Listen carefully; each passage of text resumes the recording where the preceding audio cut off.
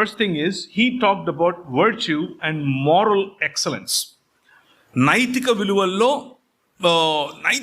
చాలా శ్రేష్టమైన నైతిక విలువలు కలిగినటువంటి మనిషి లేకపోతే అలాంటి పురుషుడు వర్ధిల్లుతాడు అని చెప్పాడు. మొదటిగా నైతిక విలువలు, రెండవదిగా కరేజ్, ధైర్యం కలిగినటువంటి పురుషుడు. The ability to face fears and challenges with bravery అన్నది. అంటే ధైర్యం కలిగి మన ఎదుటున్నటువంటి సవాళ్లను, మనకు ఎదురుగా వస్తున్నటువంటి సవాళ్లను ఫేస్ చేస్తూ వాటిని అధిగమించేటటువంటి మానసిక పరిపక్వత కలిగి ఉండటాన్ని ధైర్యం అని పిలుస్తారు. It is not about muscle, but it is about mind that he's talking about.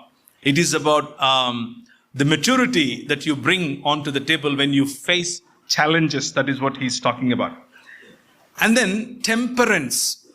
a lot of people వాళ్ళకు కరేజ్, ధైర్యం ఉంటుంది, కానీ టెంపరెన్స్ అంటే టెంపరమెంట్ అని కూడా పిలుస్తున్నారు. పిప్పర్మెంట్ కాదు, టెంపరమెంట్, రైట్?